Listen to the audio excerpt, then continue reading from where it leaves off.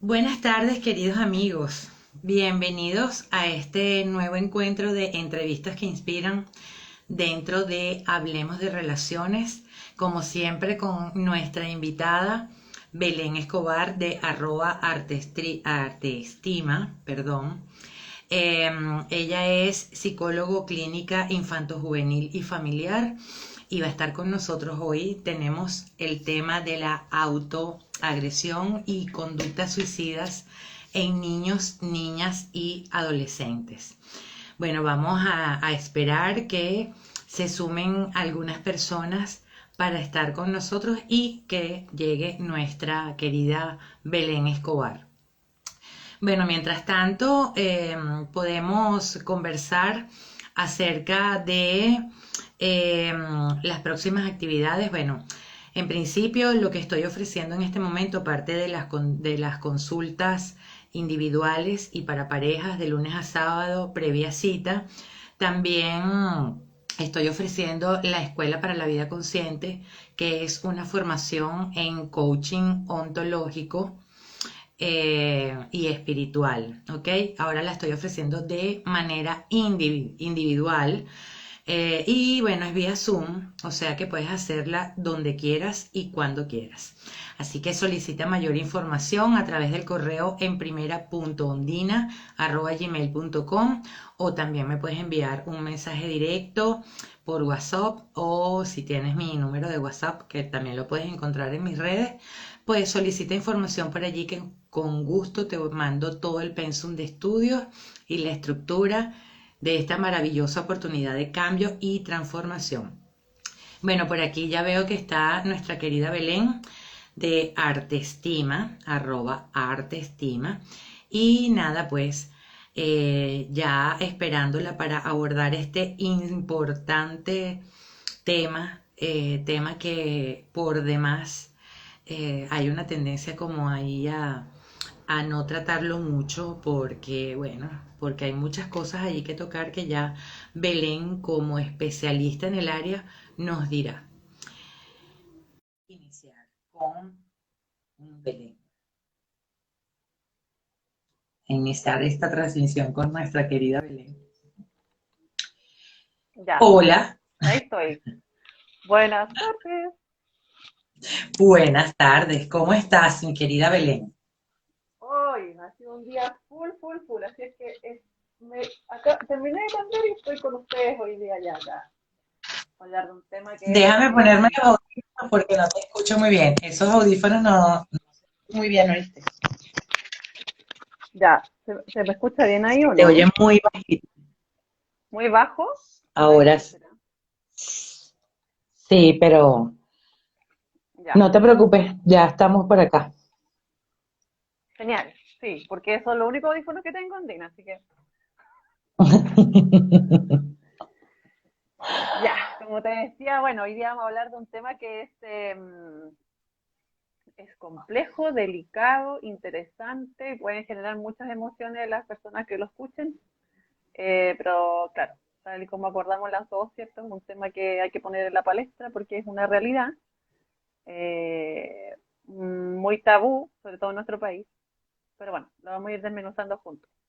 ¿Cómo estás tú, querida? Bueno, bien, ya estoy más feliz porque viene el calorcito y yo estoy en mi clima.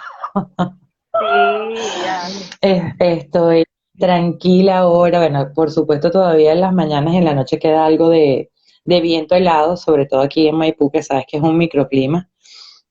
Pero bueno, ya esperanzada en el verano, que me encanta. Entonces, bueno, pues nada, también con consultas, entusiasmada, eh, dando lo mejor de lo que uno puede dar día a día, pues. ¿Tú cómo has estado? Yo bien. Como de lo último que dijiste, estoy en lo mismo, dando lo mejor de mí a todas las personas que llegan a mí, que confían en mi trabajo, ¿cierto? Y bueno, tú sabes que siempre me he mantenido, a ver, no es siempre, pero continuamente me mantengo actualizándome. Y claro, coincidentemente toca con que la información que vamos a ver hoy está súper actualizada a lo que es el tema de suicidio adolescente, así que partamos, pues, partamos porque es harta información, la verdad.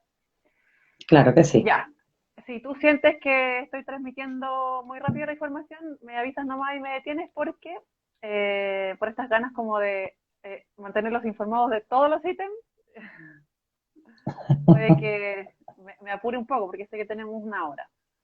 Pero la idea es que se vaya Ujú. entendiendo y vayamos reflexionando y haciéndonos preguntas, que también es un tema, como dije antes, muy complejo y que tal cual puede despertar muchas emociones, tanto en ti, en mí. Sí. Bueno, a mí me pasó, por ejemplo, cuando me tocó actualizarme. Ya, Ujú. vamos a partir, ¿cierto?, por hablar de la epidemiología del suicidio adolescente, que en el fondo nosotros nos vamos a referir a las autolesiones y la conducta suicida. Ujú. Y entonces vamos a desmenuzarlo a nivel macro mundial, ¿cierto? Luego nos vamos a ir a Chile y después nos vamos a ir a la población infanto-juvenil, ¿ya? Lo que se dice a nivel mundial es que efectivamente, bueno, el tema del suicidio es un tema bastante tabú y que lo que nosotros tenemos como información con respecto a las estadísticas de suicidio a nivel mundial tienen que ver mayormente con los certificados de defunción y con las pesquisas judiciales que se pueden hacer. Ujú. Pero como pesquisa judicial, en general, más que clasificarlos como suicidios propiamente tal, se llegan más como a clasificaciones de muertes secundarias como infarto cardíaco o alguna cosa similar como para evitar como inconveniente en la realización de las autopsias. Es como que si ya el tema del suicidio fuera un poco complejo de tomar, porque es un tema que moviliza mucho, eh, y claro, las investigaciones muchas veces terminan como dando un origen a una cosa distinta como un infarto cardíaco, ¿cierto? O las causas que son imprecisas como las muertes inexplicables. Entonces, con esto que quiero Mm. decir que tanto las pesquisas judiciales como los certificados de defunción como estadística, puede que hayan muchas de las otras que estén catalogadas como infarto cardíaco o muerte inexplicable, ¿cierto? Que efectivamente fue suicidio, pero dentro de la investigación judicial quedó estipulado como esa cosa, ¿ya? Mm. A nivel mundial, la población por género que más comete suicidio o realiza un suicidio son los hombres más que las mujeres. Lo que se va a decir es que en el fondo los hombres son quienes más lo consuman, pero, o sea, sí, lo llevan a cabo, pero las mujeres somos las que más nos autolesionamos, ¿ya? Y esto se cree que es por un tema cultural, ¿cierto? De lo masculino, ¿cierto? Como no expresando su propio mundo interno, ¿cierto? Mm. Lo que va a sostener también una peor calidad de vida, la salud mental, ¿cierto? Y mayores probabilidades de poder compartir cuando este hombre está pasando por alguna crisis, tanto en su matrimonio como con los hijos o con él mismo, ¿cierto? Como esta enseñanza a priori condicionada culturalmente para no hablar, ¿cierto? Lo que también se va a decir que las tasas de suicidios son mayores en las áreas que son urbanas, ¿cierto? Que las que tienen que ver con las regiones, por ejemplo, en el caso de nuestro país, ¿cierto? Que son las zonas rurales, y que quienes tienen mayor riesgo de cometer o de intentar un suicidio, si ya lo intentaron una vez, al próximo año aumenta en 100 veces más la probabilidad de que efectivamente lo vayan a intentar. Ahí hay un riesgo como a Mm. nivel mundial. Entonces ahora nos vamos a ir Ujú. según lo que plantea bueno, ustedes conocen la Organización Mundial para la Salud y que dice que en el caso de los jóvenes entre 15 y 19 años, ¿cierto? El suicidio es la cuarta muerte, la causa de muerte, ¿cierto? Y cada año se suicidan 700.000 personas a nivel mundial. Y que por cada suicidio consumado hay muchos intentos de suicidio. Entonces es para que se hagan la idea, ¿cierto?, de que esto es una realidad que es potentesísima y de lo que efectivamente se educa, se previene muy poco también. Mm. Um, ¿Cierto que sí? Ya. Eh, Mira, no voy a hablar, no sé si, bueno, esta información es bastante delicada, ya se los dije, pero lo que más eh,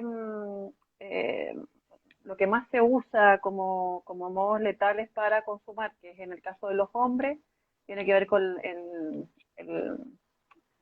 la ingesta de, ¿cómo se llaman estas cuestiones? Como los plaguicidas, el ahorcamiento y los disparos con armas de fuego. ¿Ya? Esas son las más comunes a nivel mundial. Entonces ahora, sí, vamos a seguir con la OMS porque hay una información que es súper importante con respecto al suicidio, pero con lo que nos pasó en la pandemia. Que nosotros podríamos pensar, y que nosotros también lo hemos conversado, que por haber atravesado como a nivel mundial por una pandemia, uno puede creer que ciertamente hubo un empeoramiento de la salud mental, que fue revelada a propósito de la pandemia, ¿cierto? Pero hoy día no hay evidencia clara y es más bien como difusa de que hayan aumentado los suicidios en pandemia propiamente tal, según la Organización Mundial de la Salud. Pero sí hablan de que hay una evidencia en el aumento y la mayor frecuencia de pensamientos suicidas en aquellas personas que se infectaron por COVID-19. Que, claro, si nos vamos al tema como del COVID propiamente tal, era como, es lógico, ¿cierto?, este temor, ¿cierto?, al tema de la muerte o de atentar contra su vida a propósito del contagio. Ya. Y en Chile, como no es un tema que podamos decir que está como full estudiado, pero hay como ciertos años en que se arrojan estadísticas. Entonces vamos a tener, por ejemplo, datos del 2009, ¿cierto?, el 2014 y lo que tiene que ver con la pandemia o pospandemia, que es el 2020. ¿Ya? Lo que se dice hasta el 2000, mira, me voy a ir directamente al 2014, porque en el 2009 más o menos las cifras son parecidas, hay un porcentaje muy bajo de cambio entre esos 10 años, ¿cierto? Pero en el año hasta el 2014, claro, ahí dice que la tasa de suicidio en Chile, de una población de 100.000 habitantes, 13,3 consuman el tema del suicidio, y es una de las tasas más altas en Latinoamérica. La tasa de Chile, en Latinoamérica. Y si vamos al rango de los niños, por ejemplo, si hablamos de chicos entre 5 y 24 años, claro, 5.456 jóvenes cometieron suicidio, ¿cierto?, entre el 2000 y el 2014. Estamos hablando de 14 años. O sea, estamos hablando de casi 500. Sí. Y mira, fíjate tú que ahí tienes una edad que uno pudiese pensar, que en general las personas comunes lo piensan, que a los 5 años, ¿cómo? Pero para que ustedes sepan que hay un rango, ¿cierto?, bien amplio entre los 5 y 24 años, de que efectivamente hay chicos que... y claro, y si los desmenuzamos entre los 5 y los 14 años, que ahí estamos hablando desde infanto juvenil, ¿cierto? Para ese periodo, 360 niños en total cometieron suicidios, ¿cierto? El 63% de esos son chicos, o sea, niños, y el 37% son niños. Para que ustedes sepan ahí que siempre es como el doble con el tema de lo masculino y menos la cifra de lo femenino en el fondo. Y bueno, y se vuelve a replicar lo mismo que hablábamos delante con el tema a nivel mundial, ¿cierto? Que las técnicas principales ahí son el ahorcamiento, ¿cierto?, las armas de fuego y la inmersión. Las nombré por ordenadamente en su porcentaje mayor hacia el menos. No sé si hasta ahí estamos bien con la información, Ondina, porque sé que esa información es bien potente. El mayor porcentaje es por ahorcamiento. Sí, ahorcamiento. Ahí tienes un 84%. Estamos hablando de datos de Chile, hasta el 2014. Claro, exactamente. Oye, qué sorprendente, ¿no? Sí, por supuesto sabía, yo tenía conocimiento. Ajá. No, que yo tenía conocimiento de que era muy alto acá, pero no me imaginé nunca que era tan alto. Sí, pues es que por eso te digo, o sea, estamos hablando de estudios que están del 2014, estamos en el 2022, ¿cierto?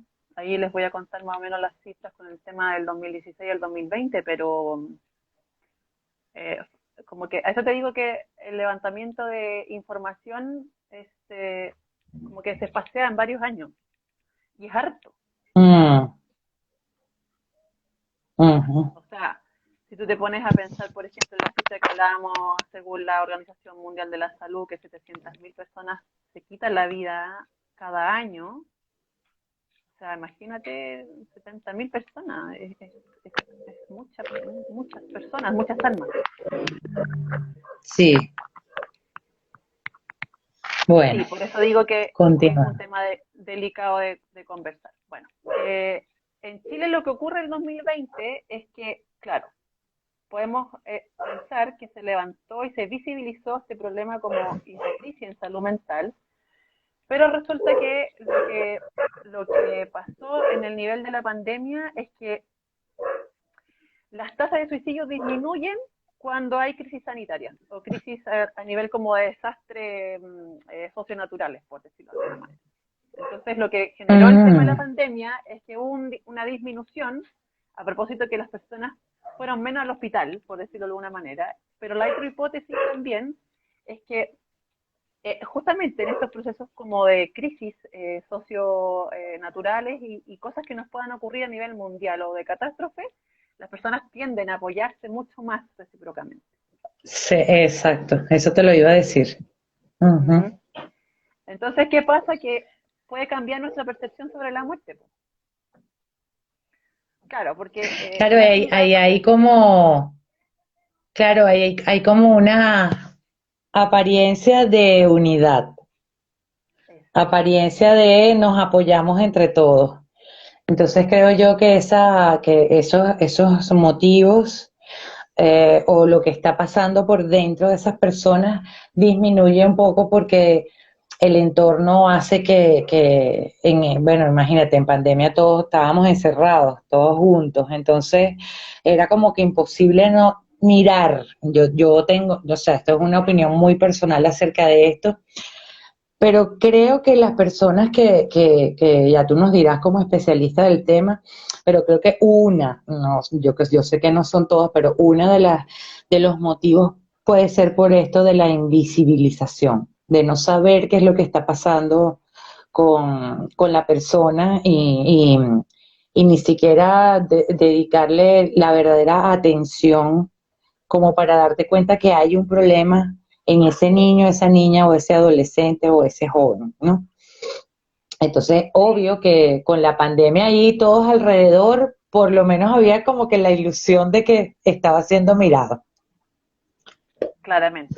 Sí. Bueno, más adelante, Mm, en un momento, en unos segundos más, vamos a hablar sobre los factores de riesgo, pero fíjate tú que también lo que ocurrió con el tema de la expansión del COVID es que la vida parece más valiosa y por lo tanto la muerte más temible y el suicidio menos probable.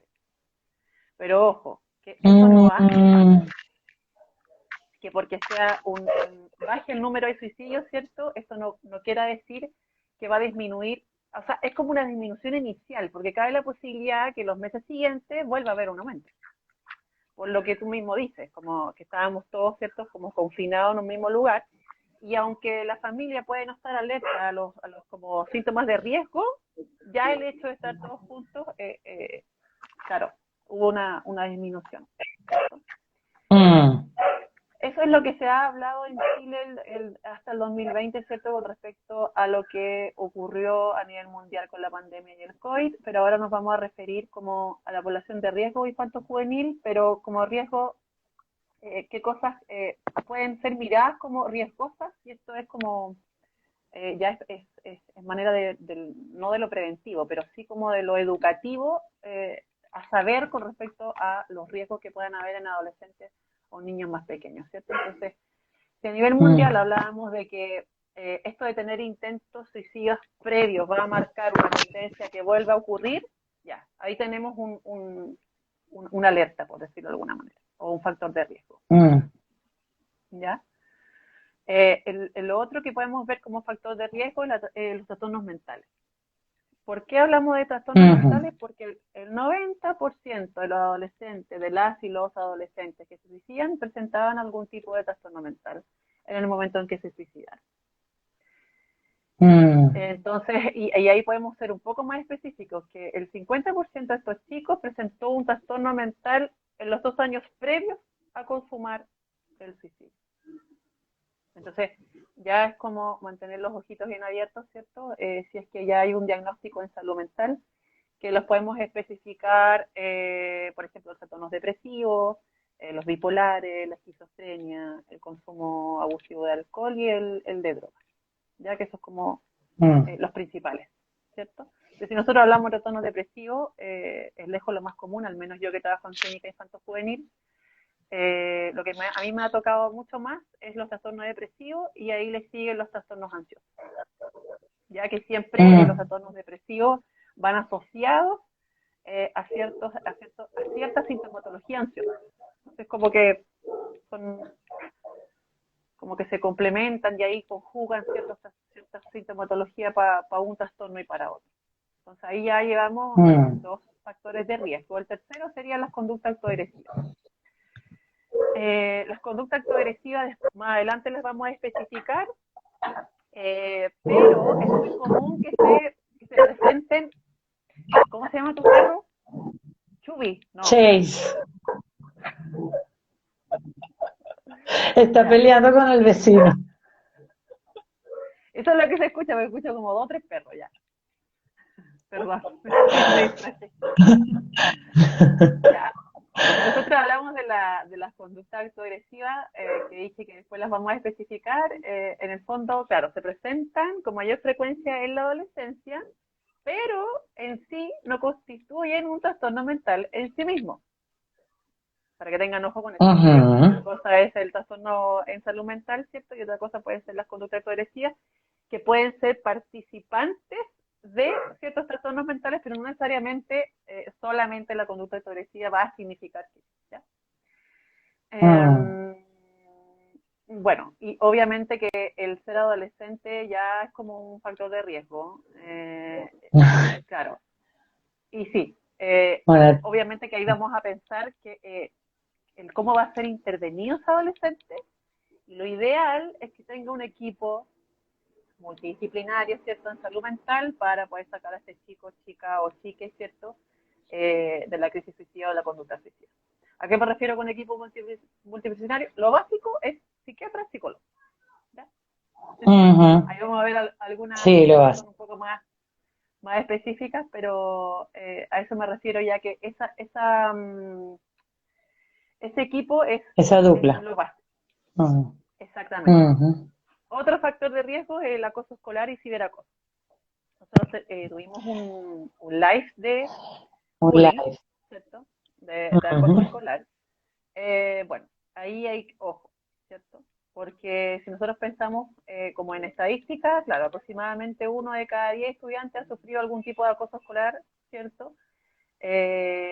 O agresión, que ahí si pensamos en 1 cada 10 estudiantes, aumenta el riesgo, ¿cierto? Y la estadística con respecto a los chicos que han recibido agresiones como diariamente en el colegio.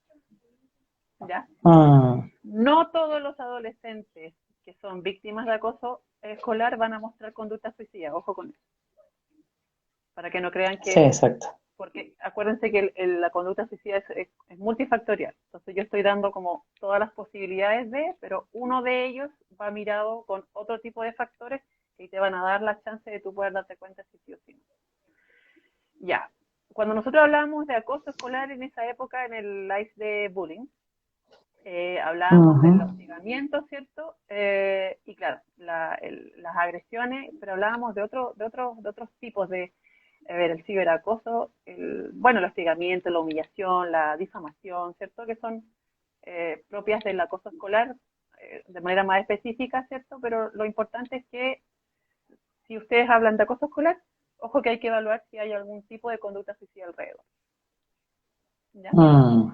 El consumo de alcohol y drogas, ¿ya? En la adolescencia, obviamente. Sí, claro, uno lo puede asociar al suicidio, pero también lo usado por los adolescentes puede ser la automedicación. Entonces aquí vamos a abrir el nicho, ¿cierto? No solo para alcohol y drogas, sino que también la automedicación, que además en Chile somos súper buenos para automedicar. Ya. Otro riesgo es los problemas de rendimiento y disciplina. ¿A qué me refiero con esto? Tiene que ver netamente con un tema académico, ¿cierto? Tener bajo rendimiento, el fracaso escolar, sobre todo cuando es repetitivo, ¿cierto? Las sanciones disciplinarias que algunos colegios utilizan, o la misma reacción de los padres frente a este bajo rendimiento, fracaso escolar o las sanciones disciplinarias que los padres también ejercen hacia sus hijos, ¿cierto? Por problemas de rendimiento o de disciplina. Ya, aquí hay algo interesante y tiene que ver no ya con como con los chicos propiamente tal, pero sí con una población joven, son los pueblos indígenas, que obviamente que el ser de población indígena, sobre todo más joven, presentan mayor mortalidad por suicidio, ¿cierto? En comparación a la población que no es indígena. Estamos hablando de Chile. Mm, Las personas en situación de migración. Claramente que, claro, al desplazarse de tu país de origen, ¿cierto? Y que nosotras podemos saber bien que un proceso de adaptación no es de 6 meses, mínimo de un año, a una nueva cultura, mm, ¿cierto? Es importante también ahí evaluar la posibilidad del riesgo de conductas suicidas por un tema de adaptación, en el fondo. Y ahí tú puedes sí, dar fe de aquello, ¿cierto? Porque claro, muchas veces migrar a otro país supone un empobrecimiento en la calidad de vida de las personas.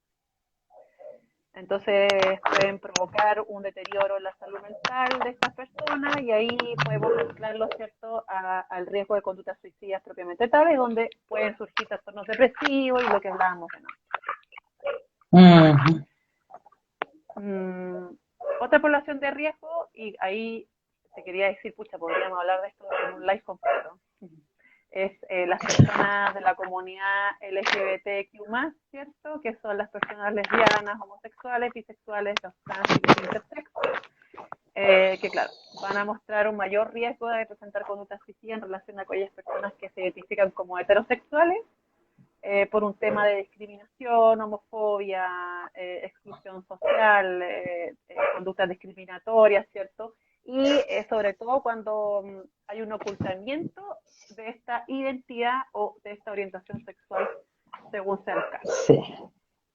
Ujú, Ya. En este sentido, claro, también puede pasar que en el colegio el acoso escolar esté netamente dirigido a un tema homofóbico, ¿cierto? Y que hayan no solo conductas discriminatorias sí. desde los mismos pares, sino que de los mismos profesionales también, a propósito de la ignorancia que hay en nuestro país con respecto a esta población de personas que pertenecen a la comunidad LGBTIQ+.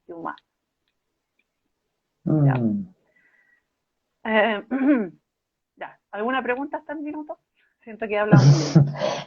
No, no, está súper interesante porque uno, dentro de este desconocimiento, como es muy poco hablado este tema en realidad, como bien lo decíamos al principio, bueno, uno se imagina, yo estoy haciendo aquí el ejercicio de alguien que no tenga los conocimientos, por ejemplo, que tú tienes o que no sean profesionales en el área de la salud mental. Y uno habla de estos trastornos suicidas, estas conductas suicidas y esto, autoagresión y todo esto. Y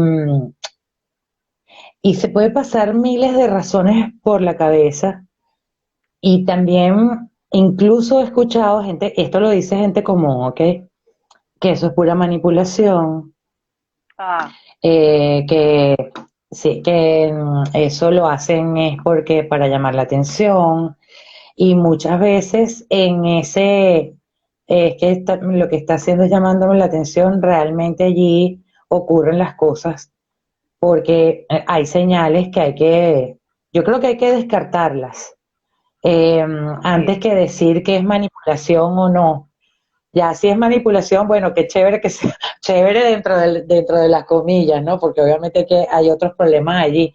Pero digo, qué bueno que sea manipulación y que no sea realmente eso, que sea ese deseo de no existir.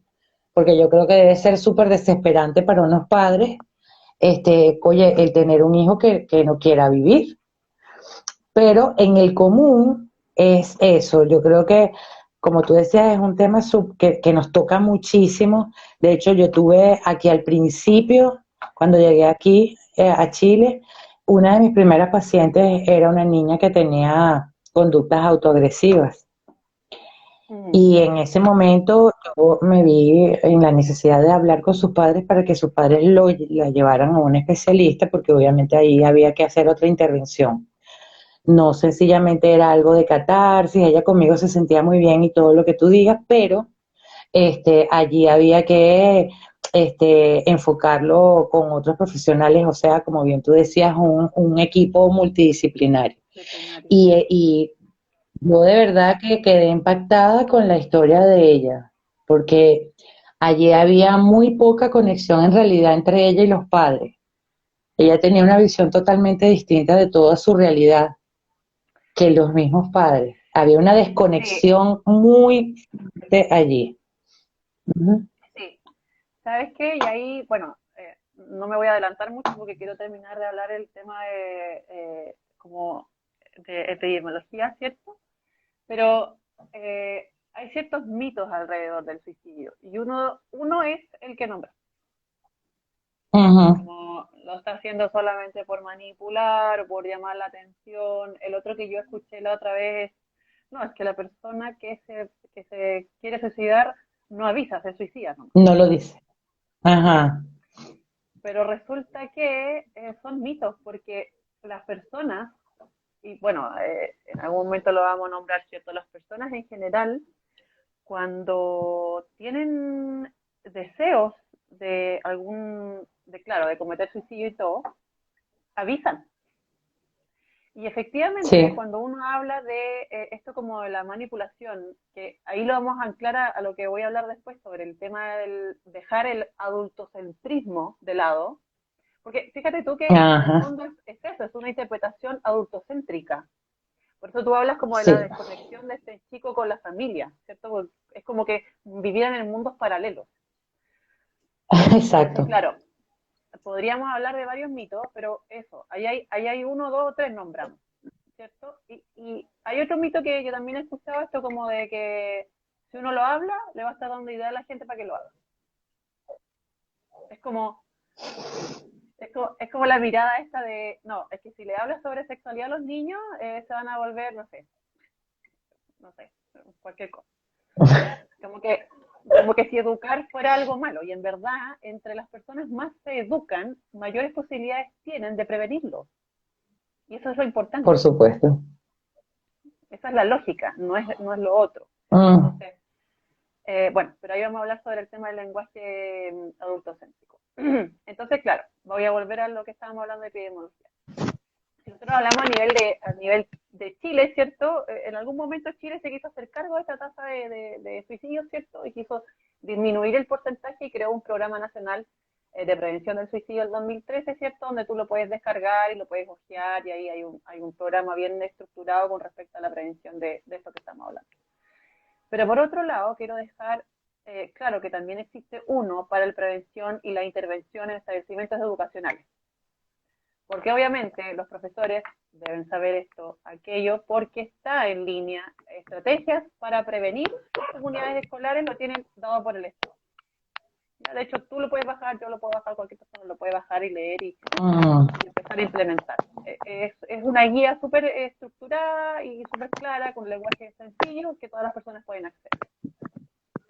Ya, y por otro lado, existen ciertas fundaciones, y esto lo quiero dejar como dato para las personas que nos van a escuchar y no están escuchando, de que en Chile sí efectivamente hay lugares donde uno puede acceder cierta manera gratuita o bien de manera telefónica, ¿cierto? Eh, bueno, no sé, yo creo que esos datos mejor es dejarlos cuando tú subas el video, ¿cierto? Yo puedo dejar la información o bien hacer una historia con la información ahí para que la gente tenga acceso. Pero ya que sepan que hay una aplicación que se llama Cuida tu ánimo en COVID, ¿cierto? Que es como para ese tema específico. Hay fundaciones que existen y hay una plataforma también del gobierno que te ayuda con este tema de la salud mental. Si tú crees que tienes algunos síntomas de todo lo que hemos ido hablando en todos estos lives, si no tienes el dinero para acceder, bueno, ahí les vamos a dejar los datos. Ya. Cuando nosotros hablamos de adolescencia y hablábamos ya de que era una población en sí como de riesgo, es porque en el fondo la adolescencia propiamente tal es una como búsqueda de individuación. Sí. ¿Y por qué es delicado el búsqueda de individuación? Porque va a requerir, sí o sí, de que estos papás que me acompañaron mientras yo era más pequeño, antes de que me volviera adolescente, sigan sosteniendo mi psique para yo seguir como guiado en esta autonomía de mi desarrollo, ¿cierto? Porque todavía hay una dependencia respecto de los adultos. obviamente estamos hablando de personas que son menores de edad, pero a veces cometemos el error los adultos de creer que cuando ya tienen, no sé, 15, 16, ya deberían tener una madurez afectiva que no es propia de su edad, y como que ya deberían ser independientes absolutos de muchas cosas con respecto a los padres, pero en la práctica no es así. Los chicos todavía necesitan hasta una edad de los 18, que la otra vez nos reíamos con el tema de los 25 años de madurez en el cerebro, la corteza prefrontal, pero definitivamente nosotros necesitamos de un acompañamiento y una mente prestada, que en este caso son los ambos padres o las personas tutores legales o las personas que están a cargo de la crianza diaria de esos niños, niñas y adolescentes.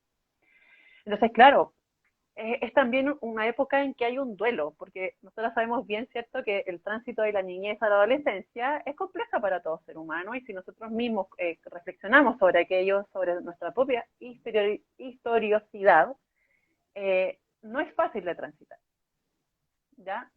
Hay problemáticas que son comunes en la adolescencia y por eso lo delicado también que es, pero aquí, y claro, lo que hablábamos delante, el del abandonar el mundo como adultocéntrico, porque finalmente no siento, sino que es lo que más me ha tocado ver en clínica sobre todo, que no abandonarlo significa un mayor deterioro del vínculo entre estos tutores, padres, cuidadores y el niño, niña o adolescente. ¿Por qué? Porque el lenguaje adultocéntrico es que tú interpretas la realidad de tu hijo en base a tu, valga la redundancia, interpretación, pero adulta de. Y muchas veces Claro. nos coartamos de poder comprender a cabalidad desde la mirada interpretativa de un menor de un niño, niña, adolescente, ¿cierto? ¿Qué es lo que está pasando consigo mismo? Y vienen aparejados todos estos mitos que hablamos delante, ¿cierto? Que en el fondo son juicios como valóricos que pueden ser muy peligrosos. Porque si lo miramos, van a deteriorar aún más el vínculo.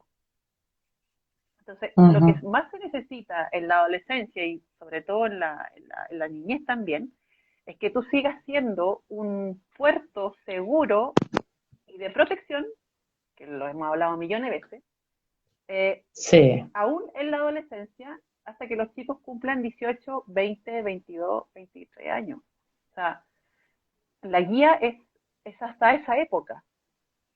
Entonces, la importancia de que estos padres logren abandonar su propio, nosotras podríamos hablar de ego, pero este lenguaje de imponer una realidad cuando la interpretación es totalmente distinta, nos va a permitir en realidad comprender el mundo infantil o comprender el mundo adolescente.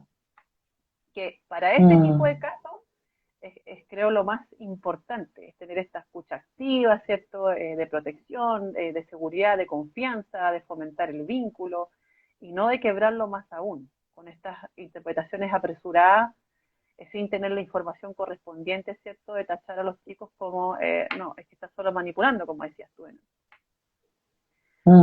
Entonces, claro, si nosotros queremos como lograr entender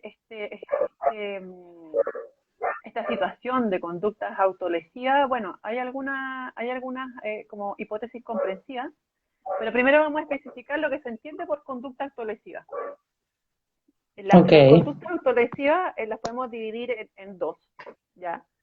Que están las compulsivas, que son estas conductas repetitivas, ¿cierto? Como rascarse la piel, morderse las uñas o tirarse el pelo, ¿cierto? Que la intensidad del daño es leve a moderada y la frecuencia es repetitiva, ¿cierto? Y es más bien como un patrón compulsivo, como de actos automáticos, ¿cierto?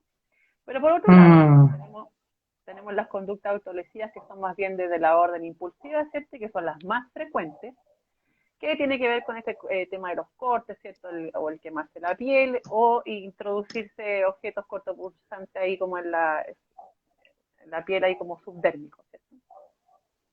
Pero ahí hablamos de una severidad también de daño leve a moderada, y claro, como hablábamos delante, es más frecuente en mujeres.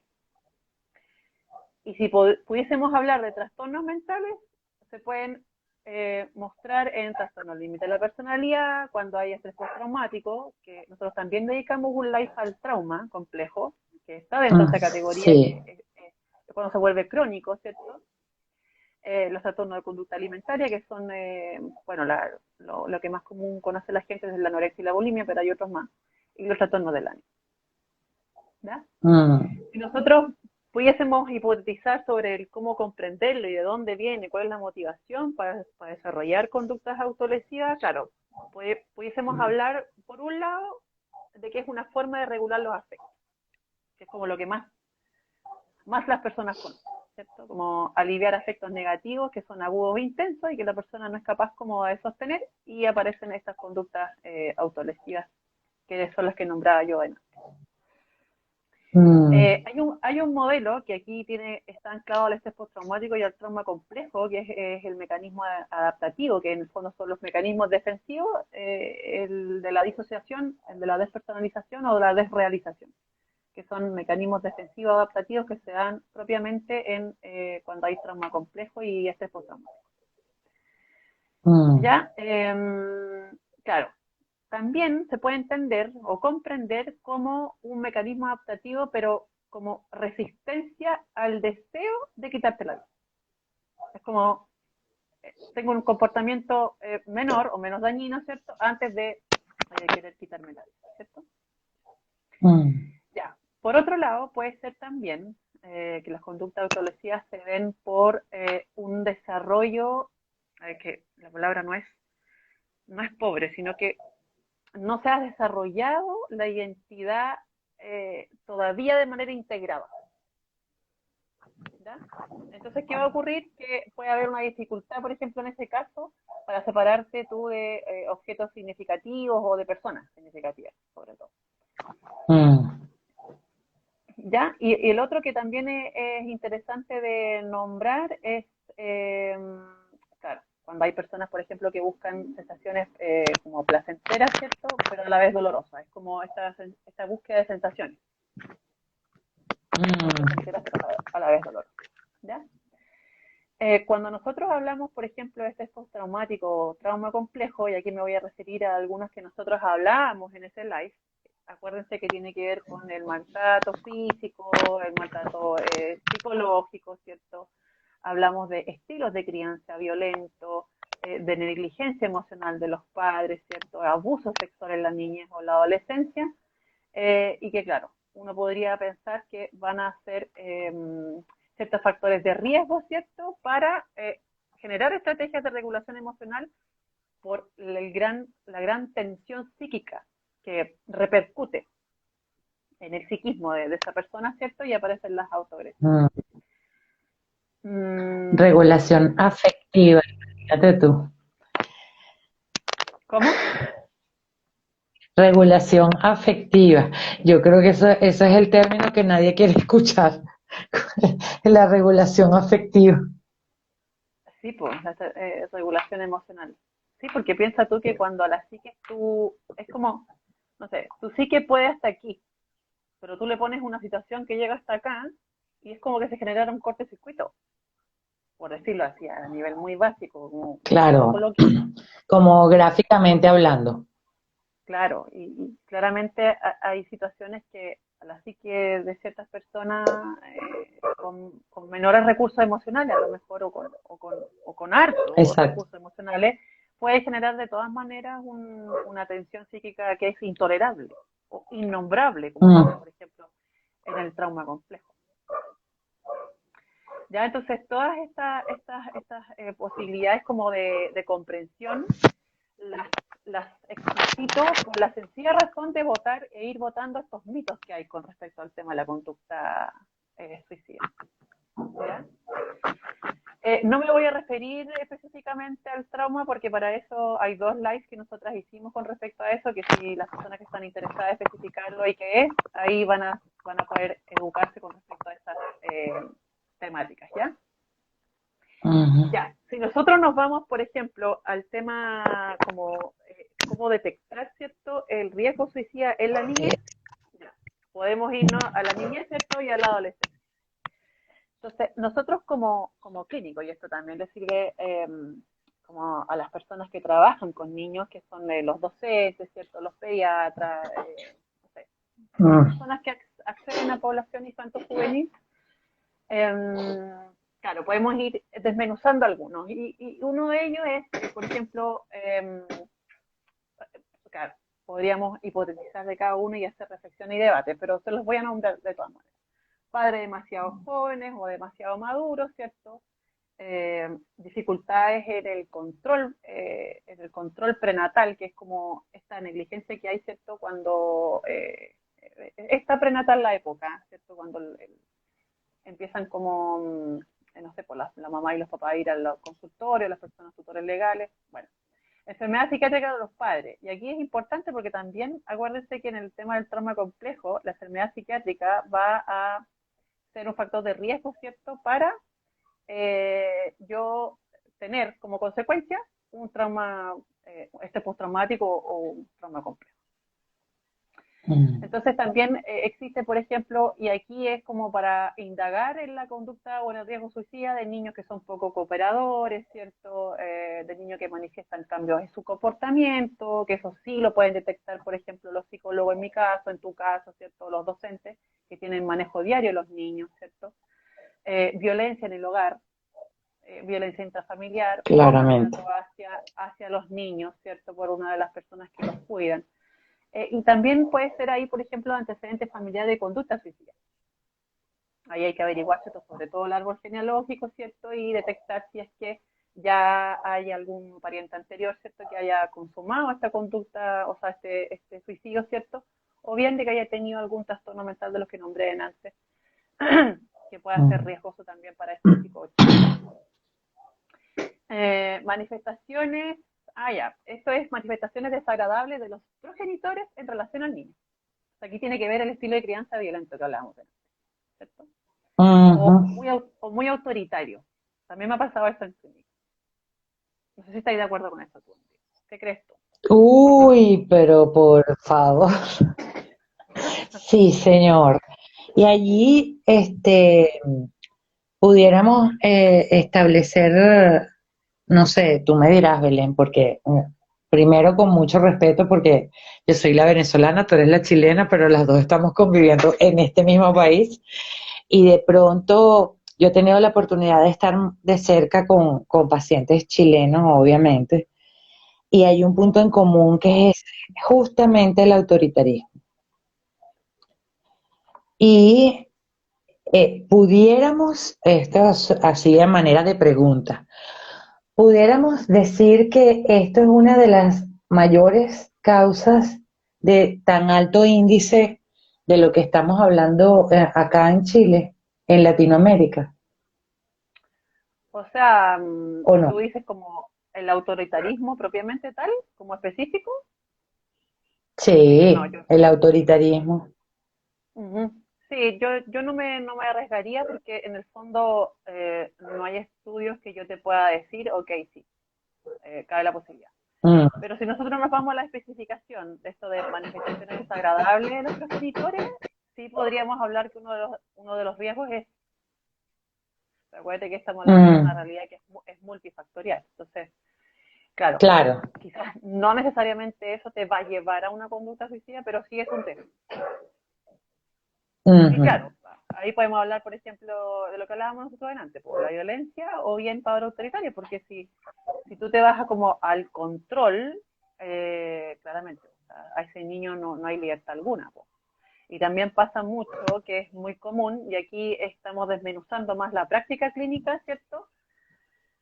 De que en el fondo, a mayor autoritarismo de los padres, menor confianza, más roto el vínculo, es más roto el más vínculo, distancia más emocional. distanciamiento emocional, hay un Mm, lenguaje adultocéntrico, ¿cierto?, de los padres hacia la interpretación de este mundo infantil o adolescente, que claramente puede gatillarlo, pero no es necesariamente lo único que.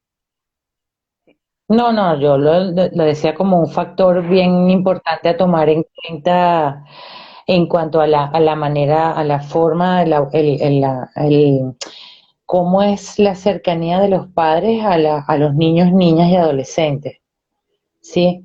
Sí. Porque en esto que justamente lo que estás hablando de el ser un padre afectivo y cercano emocionalmente, imagino que disminuye, sí, en el caso obviamente que si hay trastornos ya de personalidad o hay una enfermedad, pero de todas maneras la confianza y el poder expresar cómo me siento es importantísimo para justamente para que se tomen las medidas a tiempo.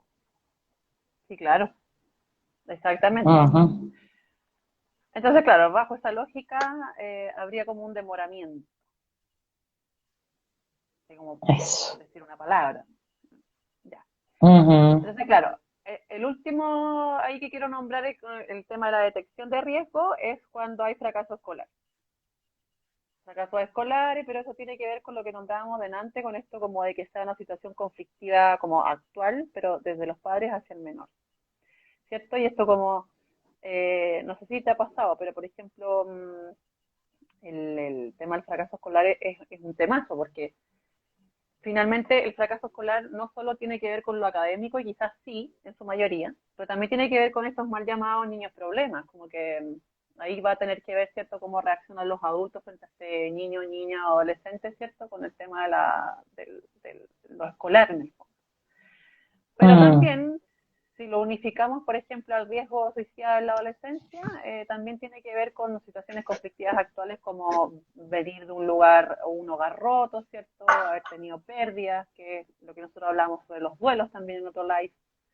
Mm. En la adolescencia hay muchas detecciones de riesgo que son comunes, tanto en la adolescencia como en la infancia. Pero aquí también en la adolescencia, ser un chico de mayor edad, ¿cierto? No de mayor edad, mayor de 18, sino que es más grande que un niño de 7. Y lo Claro. especifico porque a veces las personas se confunden con respecto a eso. Ahí hay que tomar en cuenta lo que también hablaba yo delante, como esto de si es que hay un trastorno ya mental diagnosticado con anterioridad. ¿Ya? Y bueno, la presencia de ideación suicida, ¿cierto? Que son estas ideas que no se han llevado a cabo todavía, pero las variantes que tienen que ver sí o sí con gestos, que pueden ser, por ejemplo, las autolesiones, los cortes, lo que hablábamos antes de quemarse la piel, amenazas, como, oye, me voy a quitar la vida, ¿cierto? O ya directamente tener un plan, ¿cierto? Aquí Mm. también va a tener que ver como conflicto actual el estudio de la familia, ¿cierto? De que si hay algún conflicto a nivel familiar, de pareja, en la escuela, que también hay que identificarlo en la adolescencia. Eh, y los otros riesgos tienen que ver sí o sí también con lo que ya nombré con respecto a la infancia, a niños más chicos. Entonces, ahora lo que vamos a hacer es que lo que le Belén, interesa una mucho, pregunta, ¿cómo dime. entra disculpa la interrupción, ¿cómo entra la sobreexigencia de los padres a Ah, los ya, pero es niños que con ahí, respecto, ahorita que nombraste el fracaso escolar, el fracaso, entre comillas, el fracaso escolar, la aparejado. autoexigencia de los padres, sí, ¿La qué, perdón? sobreexigencia. Ah, ya, pero hazme el hilo de nuevo porque no te escuché toda la pregunta. Que cómo entraría en esto de tener estas conductas de autoagresión o incluso querer quitarse la vida con respecto a la autoexigencia y el fracaso escolar, pero autoexigencia de parte de los padres, por ejemplo. Ah, pero ¿cómo entretenía? O sea, tú me estás preguntando por los comportamientos comunes que tienen padres que son autoexigentes con los niños. ¿O qué ¿Eso más efecto o menos? tiene esa autoexigencia con los niños? Ah, pero es que piensa tú que, acuérdate que el lenguaje infantil tiene que ver mucho con el lenguaje como escuchado de nuestros padres. Entonces, si Mm. efectivamente yo soy un padre autoexigente, necesariamente el diálogo interno de mi hijo va a ser de autoexigencia por no ser suficiente. Entonces, al no Mm. sentirme suficiente, y ahí podemos hablar de varios como riesgos en el fondo, Ujú. porque piensa que la autoexigencia lo que genera es como si tú no eres suficiente, entonces me castigo constantemente por no llegar. Eso. Eso quería Por, explicarlo así, de esa forma, como lo ujú, explicas tú, tan maravillosa. por Porque no llegar es un a, tema. a la expectativa parental con respecto a lo que se espera de Ujú, mí, ¿cierto? Y ahí tú ujú, tienes un deterioro de la autoestima, ¿cierto? El autoconcepto. eh, y bueno, también genera como distanciamiento entre los chicos y los padres, claro. ¿cierto? Ya, Ujú, y otra cosa que quiero nombrar con el tema de la autoexigencia es que necesariamente los chicos que son autoexigentes con ellos tienen un mal manejo, por decirlo de alguna manera, del manejo del estrés, que es lo que yo más claro. veo, que es como esta desregulación emocional por no cumplir esa expectativa, que en el fondo yo mismo me estoy autocastigando, ¿cierto? Pero lo que genera es un desequilibrio emocional. Y ese desequilibrio emocional es que el que puede generar, por ejemplo, lo que hablábamos de la primera comprensión de la conducta autolesiva, ¿cierto? Que era esto como buscar estas conductas de cortarse o quemarse la piel a modo de regulación. Entonces, podemos ir anclando la panorámica, ¿cierto?, de que nos llega a nosotros como pacientes, según lo que uno vaya detectando en la familia, en el colegio, los estilos parentales y todo lo que hemos ido desmenuzando, ¿cierto?, teniendo en cuenta las estadísticas, porque ya el hecho de que tú hables de mujeres, te das cuenta que, claro, es muy probable que en la adolescencia exista las autolesiones, cuando hay factores de riesgo y todo lo que hemos conversado. Pero se consuma más en los Ujú. hombres y por eso bueno, la estructura que traje hoy día para que quede clarito todo. Ya. Sí, excelente. Lo que vamos a hacer ahora como último ítem es hablar de los factores protectores. ¿Ya? Hay una guía que, pucha, a ver cómo se llama, no me acuerdo cómo se llama. Ya. Hay una guía de apoyo que también te la da el Estado, pero es para chicos, chicas y niñas, niños, que Mm, mira, la guía se llama Vivir después de la muerte, pero es para chicos como que sean, es como ¿cómo se puede decir? Un colchoncito como amoroso de poder contener a este chico, chica o adolescente que eh, vivió y tiene en su vida a alguien muy cercano que se haya quitado la vida. ah, mm, Ya, para que ustedes sepan, existe una guía de apoyo para sobrevivientes de pérdidas por suicidio y que también lo da el Estado, que tú lo puedes bajar de internet, te lo lees y ahí más o menos te psicoeducas con respecto a eso. ¿Ya? ¿Por qué es importante nombrarlo? Porque muchas veces tendemos a como enfocarnos solo en la familia, ¿cierto? Pero a veces quedan amigos, quedan compañeros de sí. curso, ¿cierto? Y aquí está como la intervención no solo en casa, sino que en los establecimientos educacionales. Ahí está la importancia de la prevención y de la educación.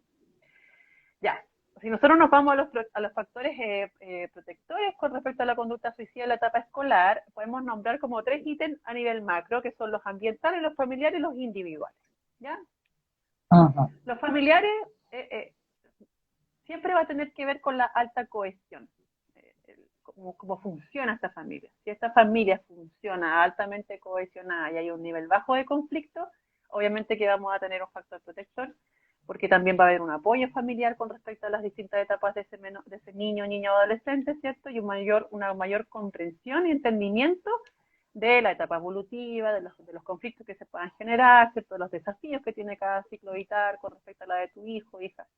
Eso es por el lado familiar. Mm. Por el lado ambiental tenemos, bueno, ustedes saben que el deporte en sí es un gran aliado de la salud mental, por lo tanto tiene que ver con la participación de estos chicos, chicas y adolescentes y niños en deportes, ¿cierto? O en asociaciones como por ejemplo ¿cómo se llaman acá en Chile? Los scouts, los Ah, los scouts scouts, u sí. otras actividades, ¿cierto? Que los chicos se sientan como acompañados y con su grupo de pares es muy importante. Buenas relaciones con los compañeros es importante y como factor protector, ¿cierto? Buenas relaciones con los profesores y con los otros adultos que rondan, que esto estoy hablando de tías, tíos, abuelos, amigos de la familia. contar con un sistema de apoyo que no solo sean papá y mamá o los tutores legales o las personas que cuidan cotidianamente, sino que esta red de apoyo que también es un gran protector de la salud mental en general, ¿cierto? Y con respecto al tema individual, claro, ahí hay como habilidades para la vida. Aquí voy a tomar creo que es un... Hablemos de relaciones o la escuela para la vida consciente. Escuela para la vida consciente. que son estas habilidades que uno va adquiriendo, ¿cierto? De la solución de problemas, de estrategias para afrontar las dificultades de la vida, ¿cierto? De la capacidad resiliente y poder fomentarla en los niños, ¿cierto? Tener un proyecto de vida con sentido.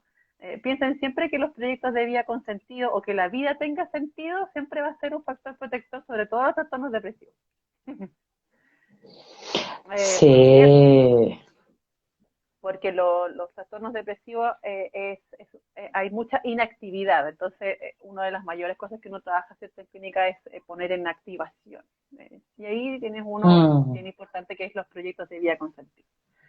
La capacidad de automotivarse, este adolescente, ¿cierto? Este niño o niña, la autoestima positiva, que también se puede fomentar desde la casa y luego desde el colegio y las personas que lo rodean, ¿cierto? Y el sentido de ser eficaz y de que ese niño se sienta eficaz en la vida. Es un factor protector. Y por supuesto, y uno es el último, pero no por eso menos importante, es la capacidad de buscar ayuda cuando, claro, surge alguna dificultad, crisis, lo estoy pasando mal en el colegio, no sé, conflictos con los amigos, amigas, padres. Pedir, mamá, llévame al psicólogo, papá, llévame al psiquiatra, no sé. Ahí tienen los factores protectores a nivel macro y micro. Ahora, esos factores protectores también los da el ministerio, ¿eh? Entonces, hay mucha información de lo que yo les he comentado que está dispuesto para la población, pero, claro, hace falta escucharlos de ciertas personas como para que uno pare las antenitas y decir, oh, ok, sí, existe esta información, voy a acudir a ella. Por eso es necesario de nombrar las fuentes de información y todo. Sí, porque hay mucho desconocimiento de eso. Generalmente te dicen, no, es que no tenemos los recursos, no, es que no hay nada donde lo podemos, es que eso requiere mucho dinero, de repente no podemos darnos ese lujo, porque hasta eso está visto como, lamentablemente la salud mental está vista como un lujo, en lugar de ser una necesidad. Y entonces es buenísimo que se sepa que existen estas cosas a los cuales, bueno, estas cosas no, estos programas, para ponerle nombre, estos programas a los cuales puedan acceder de manera gratuita y por lo menos yo soy de las que piensa que cuando tú tienes acceso a una información así, eso te va a llevar a buscar otras cosas y te va a llevar a buscar a leer, a educarte, a querer saber más. A lo mejor de pronto esa es una información básica, pero que de allí seguramente se le detona a uno la curiosidad por aprender más y por educarse más acerca de cualquiera de estos temas tan importantes que hemos tratado aquí. Sí, estoy absolutamente de acuerdo con lo que acabas de decir. Ya. Último punto y que es súper importante que lo nombre es, bueno, tú y yo trabajamos con personas en el área de la salud mental y la importancia que tiene el bienestar como psicosocial de nosotros los que trabajamos con personas. Porque, claro, nosotros a veces nos vemos como en la vorágine de la atención de pacientes y todo, pero cabe la posibilidad que nos vayamos olvidando de nuestro propio autocuidado y ahí está la importancia, ¿cierto?, del autocuidado también con los equipos de salud mental, de todas las personas que colaboran, ¿cierto? Sobre todo es que no hay peores ni mejores, pero son temas tan delicados y tan potentes que muchas veces, como decía al inicio, puede generar cierto gatillar o remover viejas heridas o viejas, o no viejas, sino que cosas que tienen que ver con mi propia historia y que es momento de también llevarlas al lugar donde corresponde, ¿cierto? Y no por ser profesionales estamos exentos de. porque claramente somos humanos, Ujú. como todos, solamente que nuestra especialidad y nuestros estudios están ligados a estas temáticas. Pero por lo complejo que son, es la importancia de que también haya un bienestar psicosocial ahí, emocional, con las personas que trabajan con niños, que son los profesores, los incluyo también a todas las personas que tienen acceso a la población infanto-juvenil en temas de salud.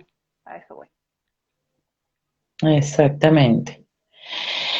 Wow, Belén, que de verdad que muchísimas gracias por tu empeño y tu compromiso en transmitirnos a todos información tan valiosa como esta.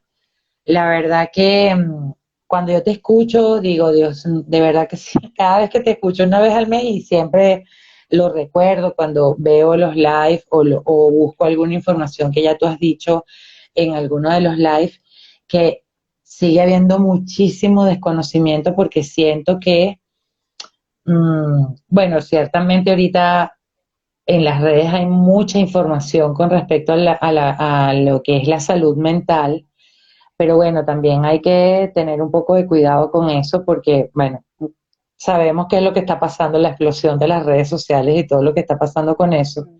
Y información certera, precisa, fidedigna sobre todo, es absolutamente necesaria porque estamos viviendo un momento bastante complejo.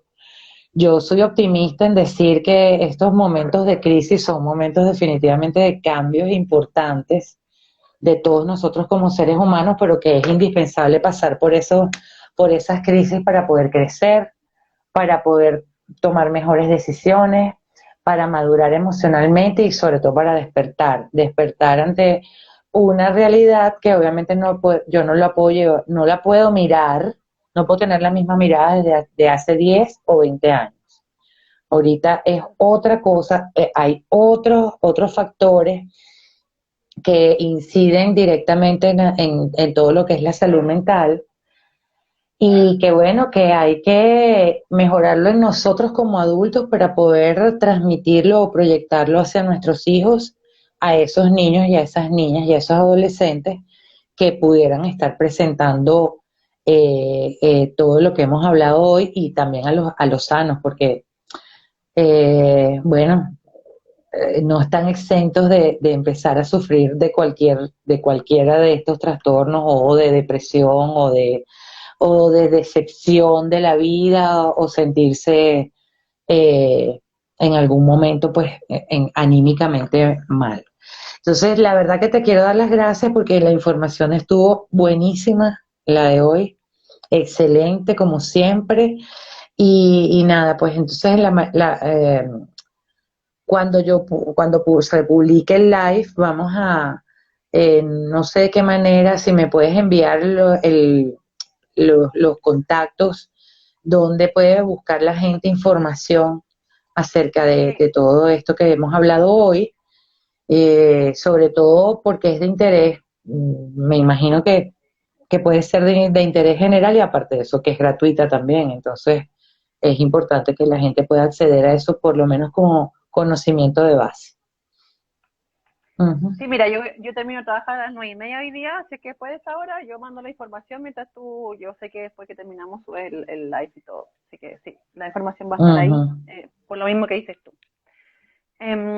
Yo también te quiero dar las gracias porque finalmente tú nombraste algo que para mí ha sido muy importante y es que a veces pasa que cuando uno trabaja en esa área, al menos a mí me pasa así, o me pasaba así, cree que las otras personas también lo saben y uno le Sí, baja el perfil como, ay, pero ¿quién va a querer escuchar sobre suicidio? Escucha, sí. Entonces, claro, a medida que he ido compartiendo la información, que ya tengo la creencia yo hace muchos años de que uno lo que aprende es para compartirlo y no para quedárselo, es que también ha ido increciendo, ¿cierto? Estas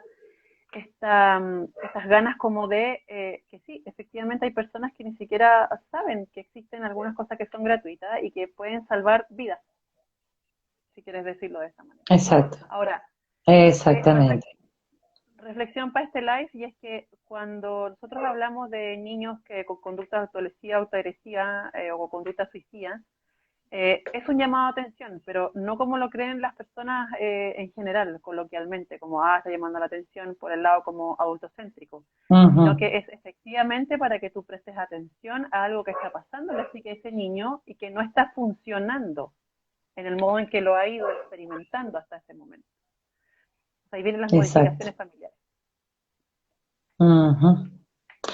Bueno, de mi parte, a mí me encantó y de hecho lo reposteé en mi Instagram el Día Mundial de la Salud Mental, Mm, un escrito que decía que eh, lo que va por dentro es imposible verlo, mm, es imposible mirarlo, es imposible darse cuenta. Y de allí la importancia de tomar conciencia de pedir ayuda, de, mira, yo siempre digo, y siempre se los digo a los padres que tienen niños, mira, nada te cuesta una evaluación. Si el niño está bien, maravilloso, perfecto, qué bueno, lo celebran. Pero si no, estás haciendo un trabajo a tiempo, antes de que eso vaya evolucionando y se torne en otra cosa más compleja. Entonces, yo siento que así como evaluamos para entrar en primaria, evaluamos para entrar en bachillerato, evaluamos para entrar en la universidad, oye, también sería hermoso que nos diéramos el permiso de evaluar para entrar en la vida, que es un poco más complejo todavía. sí, Así que, bueno, absolutamente. ujú, esa es la reflexión. Así que, mi querida Belén, nos veremos entonces en El noviembre ya, próximo mes. wow, este año se fue demasiado rápido este año.